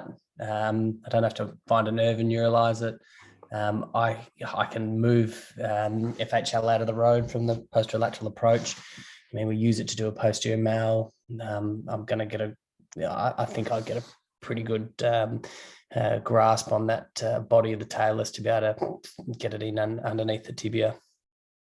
Yeah, so that's what happened. Posterolateral approach, that fragment was pretty loose. You could just pretty much grab it out and then traction it down to get it back in, and then hold it with some wires until the definitive approach, but the fixation. So that's where it ended up there. We haven't got the definitive photos, but it's just interesting to see what approaches people would use. And I agree with you, Mike. In the middle of the night, I'm not sure I'd want to be doing a posteromedial approach, but guys who have more experience in it, absolutely understandable. All right, this is a topic that lots of people want to talk about, calcaneal fractures, because I think as such, there's no right or wrong answers as what to fix, when to fix it, and how to fix it, really. Hamish, what criteria do you use to fix a calcaneal fracture? So alignment. So yeah. So well, soft tissues first of all, if you see, and patient. So the patient and the soft tissue consideration. Then the fracture considerations I use to help decide. I mean, if we're talking about intra-articular calcaneal fractures. Yep. So is it fixable? So you know, some of them come in just not fixable, and I can't decorate it with metal and make it better. So is it fixable? And then if it is fixable, you know, is the alignment okay? So what am I looking at? I'm looking at the varus and the heel height and the joint depression. They're the three main things that I look at to determine, you know, is this in such a bad position that in the long term, are they going to likely have a bad outcome? Because, you know, there's people out there who've had calcaneal fractures that are fine. Yes, they get a subtalar joint arthritis, but they're fine. And I don't, in my head, I don't have a, when it's 20 degrees of varus or etc. Because I think you have to factor in all of those considerations, you know, all those things for me anyway, to make a decision about it. Lateral wall blowout, subfibular impingement. Do you see that much? Yes, but I can't say that I've seen it in my practice where people have come back and not had fractures fixed and come back and say, I've got lateral wall blowout. So again, it's about degree. You know, the people who come back who've got severe varus and lateral wall blowout and severe joint incongruity, well, sure, you can address that. And I can address a lateral wall blowout down the track if that's the only problem that they've got with peroneal tendon issues or, you know, subfibular impingement. I can address that more easily with less soft tissue risk down the track. So that is one factor that I mean, in isolation, I definitely don't. Mm-hmm. Unless the perineal tendons are subluxated. Again, that's a slightly different pathology, but Havinda, do you have any thoughts on when you'd operate on a calcaneal fracture? I know it's a very broad question, but it's a question I get asked a lot, and it was a question that was asked a bit from our first set of talks. Okay, so People want something to hang their hat on. I start with the premise that these fractures should be internally fixed if they are appropriately, displaced. In other words, just like any other fracture, more than 2 millimeters, articular step off, etc., malaligned, etc. So normal indications for any fracture. Then I say, okay, so someone showed me an X-ray, I'd say that needs to be internally fixed. But the next thing I do is I say, let's look at the patient. Okay, the patient's over, call it 60. I think that's a rough rule of thumb, probably over 70 now. Smoker, diabetic. So that means that they might have an appropriate fracture pattern, but they're excluded for that. It's almost like I have inclusion criteria and now I have exclusions. Okay, so this is my exclusion criteria is the patient. My exclusion criteria is the soft tissue damage that's there as well. Okay, and if at the end of that they've got an appropriate fracture, that requires fixation, just like any intra-articular fracture or indication, and they don't have the exclusion criteria, then I would recommend an operation. If they have appropriate indications for a fracture fixation, but they have exclusions like soft tissue, etc., then I might also internally fix it, but it would change the technique. It would be much more a percutaneous thing. It would be much more about preserving alignment so that I can make my subtalar fusion better. So, as I said, it's like recruiting for a study. I recruit all the appropriate fractures, and then I have my exclusion criteria. Michael, what are your thoughts? You use this new fandangle Yeah, so first of all, 5 millimeter disclosure. cuts, don't even know you've been there technique. What's Yeah, your thoughts? Yeah, so I think you have to understand where I'm coming from with that before I answer your question. So I have done one extensile lateral approach in the last 4 years. 80% of my calcaneal fractures have been fixed in a minimally invasive fashion with a distractor, 5 millimeter incisions for screw insertions and joint surface reduction. The other 20% have been done through a sinus tarsi approach. That lowers my threshold to operate. So I have the same inclusion criteria as Havinda. I am happy to treat extra-articular fractures that have lost their height or in varus because I want to restore the position of the heel, and I believe I can do that reasonably well with the technique that I use. Because I am able to do this in a much more tissue-friendly fashion, I'm not as rigid with my exclusion criteria as Havinda. So I will fix a diabetic, I will fix a smoker, and at touch wood, at this stage, I haven't seen problems with wounds because I'm not making big wounds. So I think you have to understand that is born out of the way that I fix them, not because I believe all calcaneal fractures should be fixed in an extensile lateral approach. Mm-hmm. So this is a poll question. So you've got a 63-year-old male with a left calcaneal fracture post-fall from retaining wall. Otherwise very well.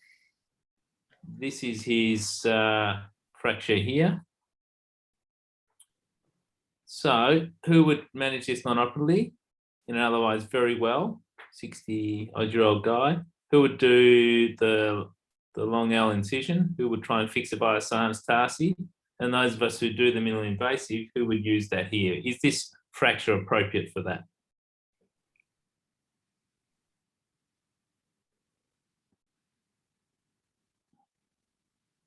So most people said they would fix this fraction. I dare say it's probably because of the significant joint depression. And It's hard to tell there, but that's likely to be in varus as well. And of those who said they'd fix it, most said that they would do that by a sinus tarsi approach. And that's probably just because it's the most used approach now.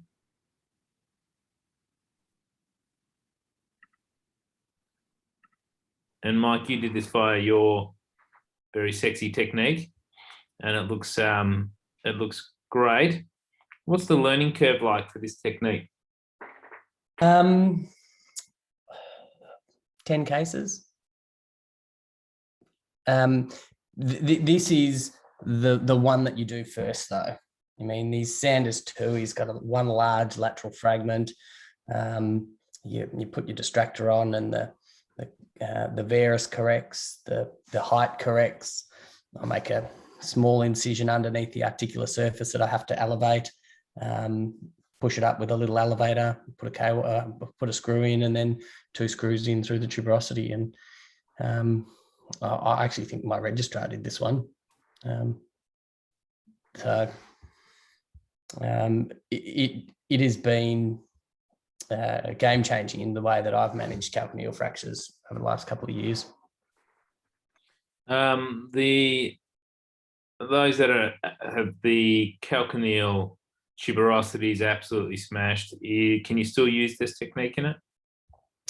It's harder. You're really looking for a bit of bone that you can get a wire in. And if you've got a completely comminuted calcaneal tuberosity, you're unable to generate the traction that you need to reduce that lateral wall blowout with the ligamentum taxus, correct the varus. And I think one of the main reasons this works so well is you really remove all of the joint reaction forces across the subtalar joint when you're reducing it. So you hold your fragment reduced and it stays where you get it. So if you can't do that, I'd find it really difficult to do it in that patient. The other patient, and I use this technique that Mike has been using it, and I've had a couple of failures. And initially, when I did it with patients who've got a lot of comminution around the distal calcaneum and into the anterior process, so you can't get good purchase there, and then the whole screw just sags because there's no fixation. So I think that was, for me, was one of the times when I wouldn't use this. I'm not sure whether that's something you found, Mike, and you would have done a lot more. Yeah, if they've got comminution towards that anterior process, I've tended towards, I still put the distractor on because I think it's an incredible reduction tool. And then I just put a plate into a little sinus tarsi approach and the extended plate with those CC screws. Yeah. All right. So let's, this is another one we can move on, given we've discussed so much about calcaneal fractures, but this is just one that I did use the sinus tarsi approach on, very comminuted in fairly significant varus, and we just put a wave plate on, which it was quite nice. Probably needed another screw through the back, but we got away with it. All right, we can just quickly look at midfoot fractures. So,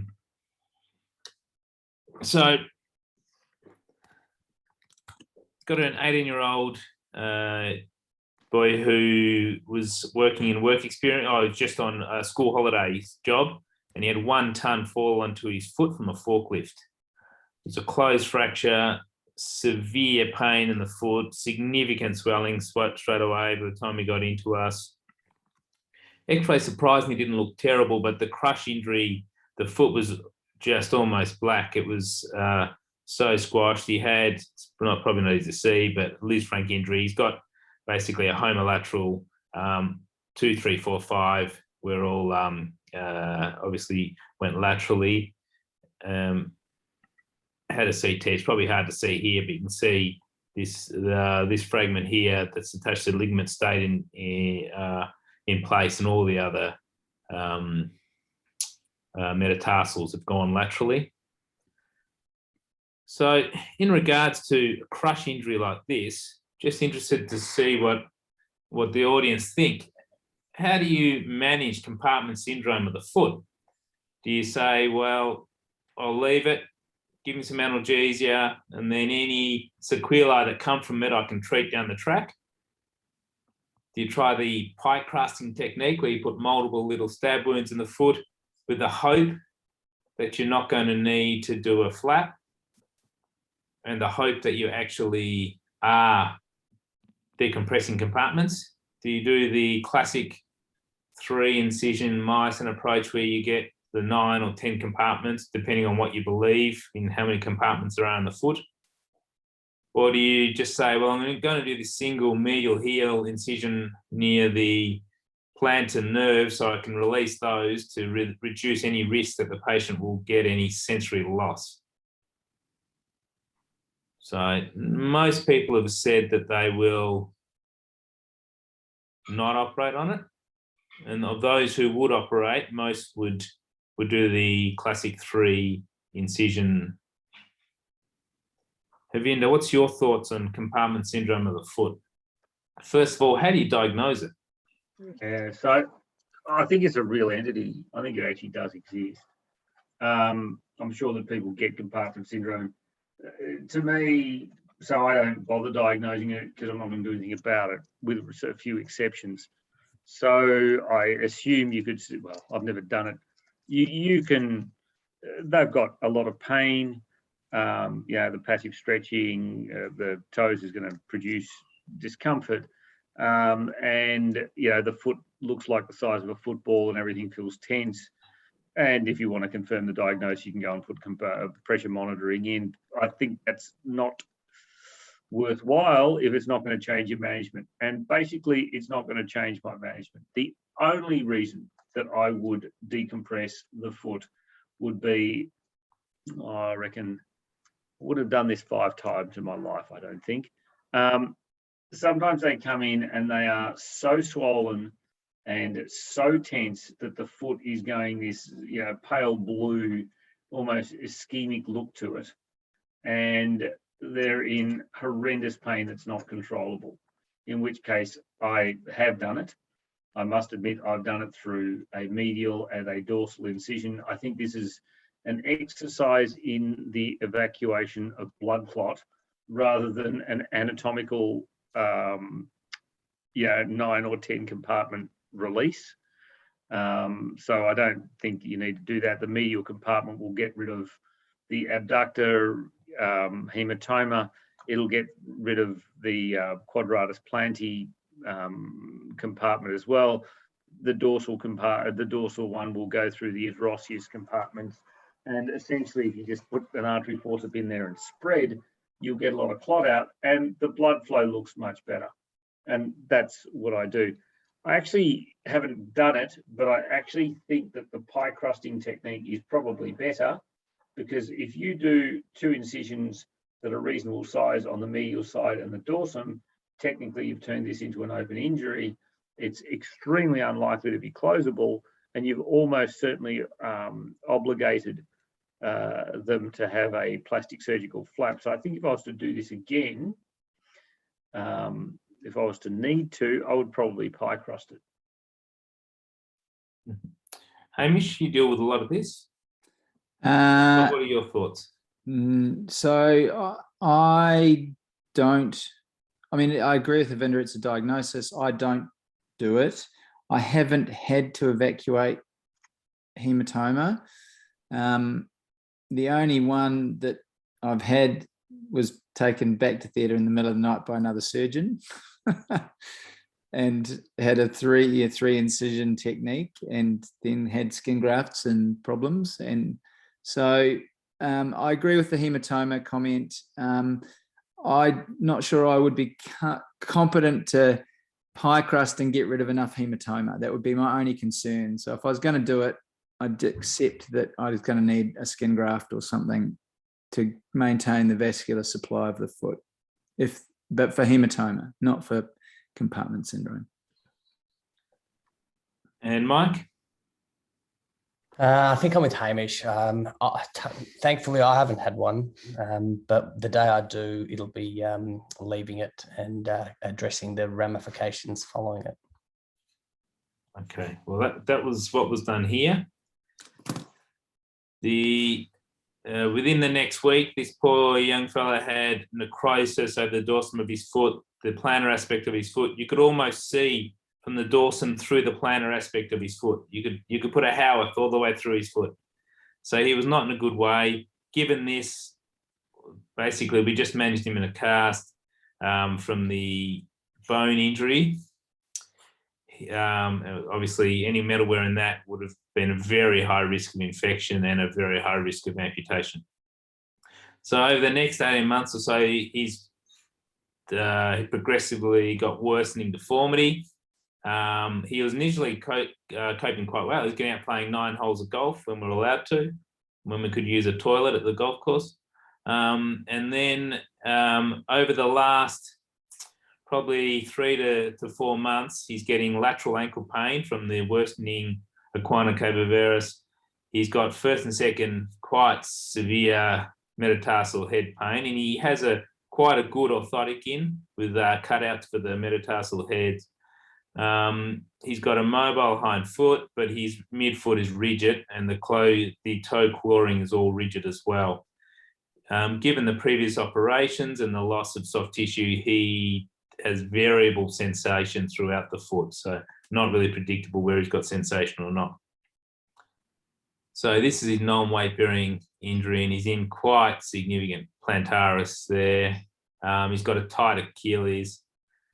And looking at his weight bearing views there, he actually has quite a high arch on the other side as well, and probably has some sort of hereditary motor sensory disorder. As you can see there, the difference is significant. His toes don't touch the ground.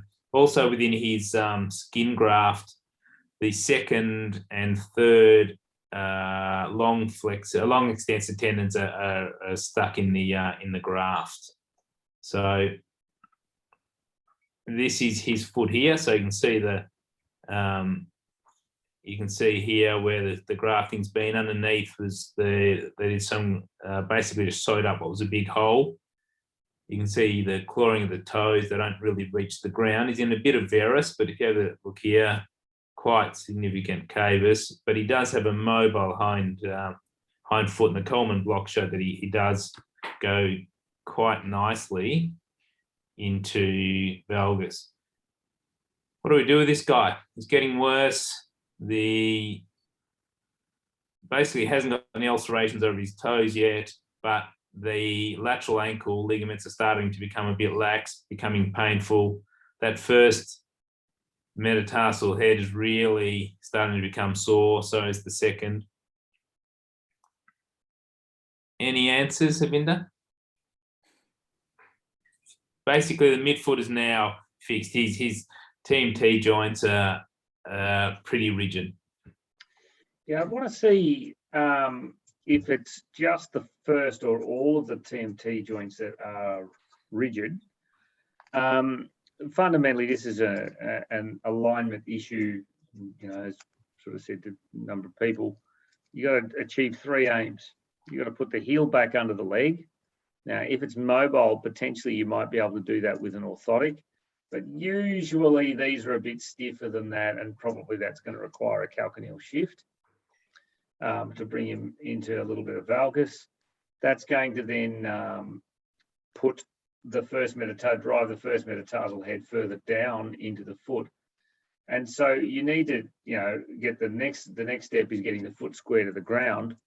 So getting pressure off the metatarsal head. So I just need to see which ones were prominent. If it was just the first and the first TMT joint is no good, then that would be a first TMT fusion with a dorsal wedge cut out of it. If it's the second and third, etc., it will be a series of TMT fusions with dorsal closing wedges to get them out of that position. So that's what it'll be. It looks like it's not going to be a soft tissue thing. It's going to be a bony thing. The compartment syndrome has been, if we call it that, or has been a foot compartment syndrome rather than a calf one. So I don't think you necessarily need to release the tib post to try and get the third aspect, which is to balance the foot. So if I'll do that again, heel under the leg, so calcaneal osteotomy, foot square to the ground, so get rid of the plantaris, be that at however many metatarsals you need to achieve that with, and then balance the foot so that you don't have, things pulling it back into varus or valgus. So that would be loosen the medial side if you believe tib post is loose, tighten the lateral side, which in this case, if he's getting instability, will probably involve lateral ligament reconstruction. Hamish, any other thoughts there? Oh, look, I mean, looking at his images, I mean, his callosity seems largely beneath the first metatarsal head. So, and it corrects with common block testing. So to me, It's through here, and he's getting just something through there too. oh, Yeah. he is. Okay. Okay. Yeah. Right. I mean, less is more, you start one thing and you end up doing a lot, but I would be thinking if I can get away with just doing something to the first ray, I would try that first. Have you burnt any bridges? Well, again, it'd be nice just to do an osteotomy. Then you haven't burnt any joints, you haven't fused that joint. But if it's painful, as Avinda said, a fusion is the way to go. And it would depend on how his foot felt on examination as to whether you feel that first ray is down. But I'd start with that because it's a pretty minor thing to do. And if it works, then great. What about the great toe, the clawing there? That's fixed. Yeah. So so if you did a dorsiflexion osteotomy or dorsiflexion fusion, I mean, you need to do an MTP release dorsally potentially. Is EHL? You take EHL and put it into the first metatarsal. Well, not if you've got a stiff first TMT joint because it won't lift it up, and I'm not sure to lift it up enough to give you correction of the claw of the toe. And is he getting rubbing or pain in the big toe? No, not right now. The toes aren't causing him a lot of issue. They don't touch the ground. They're not really rubbing right now. The shoes he's got are wide enough to not cause him much issue. Right now, his major concern is he's getting lateral ankle pain and the first and second metatarsal heads. Yeah, I mean, I think great toe claw toe correction in this situation is very unrewarding. Maybe because I'm just not very good, but the few times that I've done it, it's just pretty unsatisfying. And so if he's not symptomatic, I wouldn't fix it.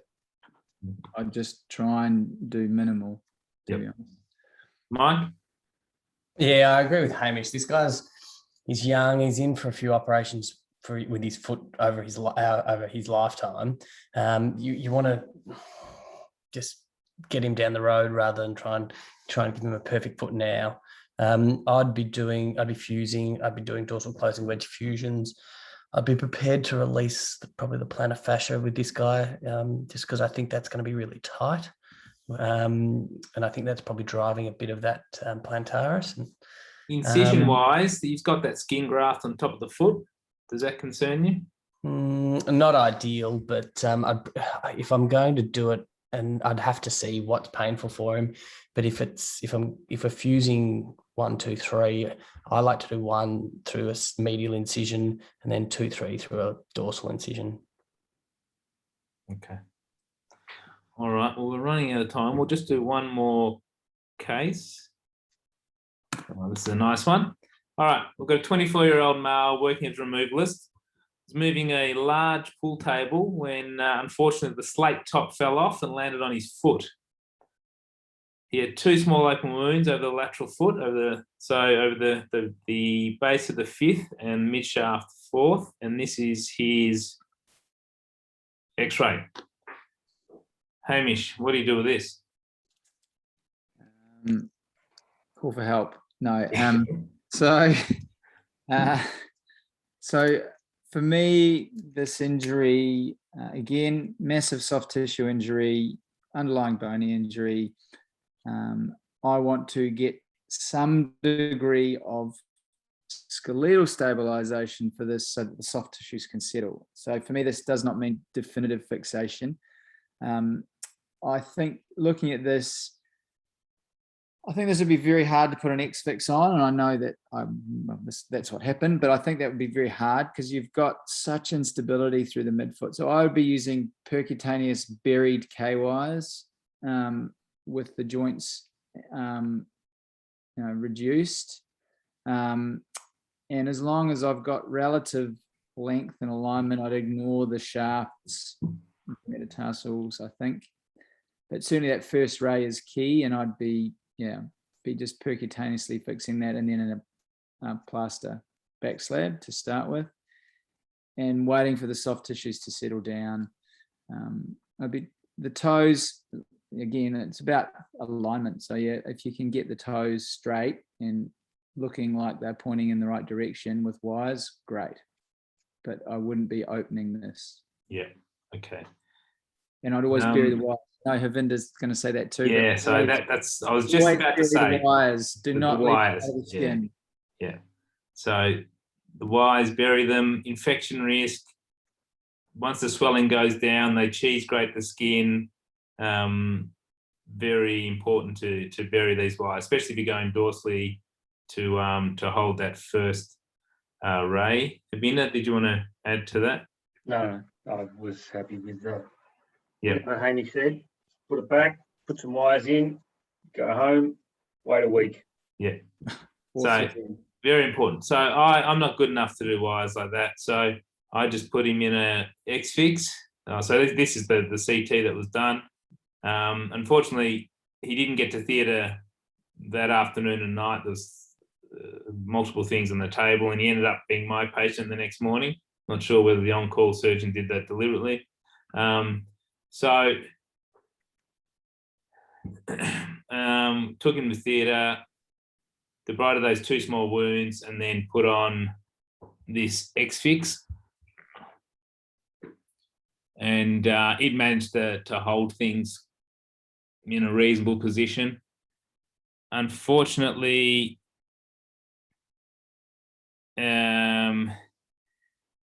so while waiting for the swelling, the patient failed to attend any follow-up and returned at about 3.5 weeks after the injury. Still very swollen. Given this still significant swelling, we decided to just go medially and put a medial column plate on just to give him some rigidity in the foot, and to then try what was one of the most frustrating operations I've ever done, trying to put wires up through metatarsal heads, through comminuted shafts, through base of metatarsals, and then into the cuneiforms. This was as little fun as an operation I've ever done. So basically, this is what we had.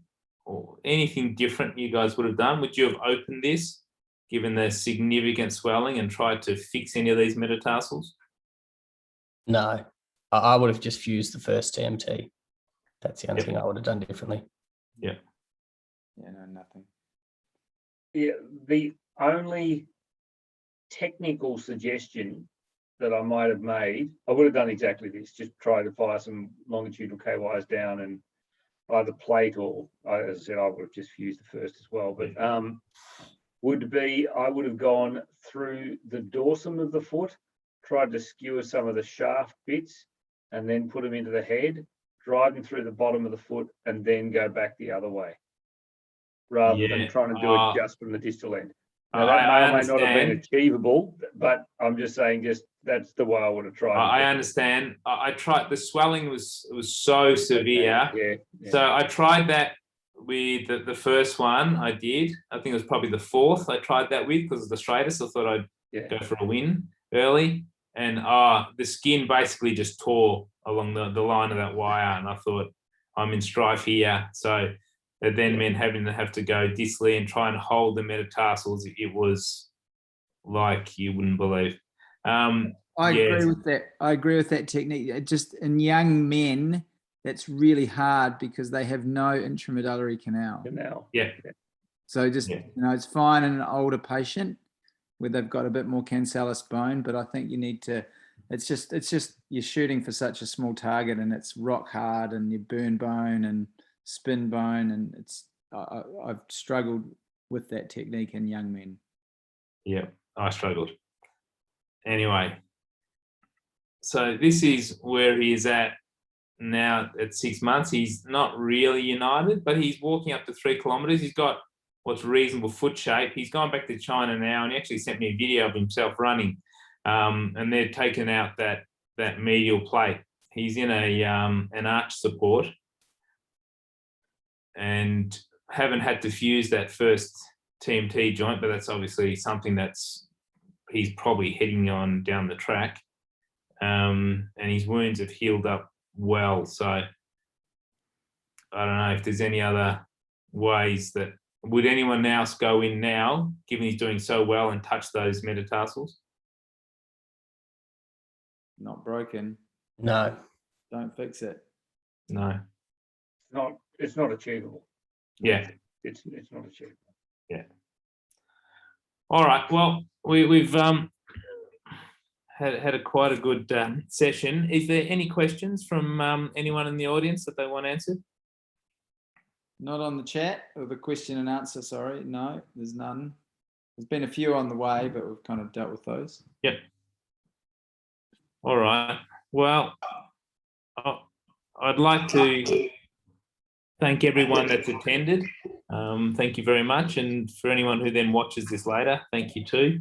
I'd especially like to thank all the faculty for all of their help and for the time that they've given up for this. So thank you all very much. I'd like to thank Claire Gurio for all of her hard work and keeping me on track.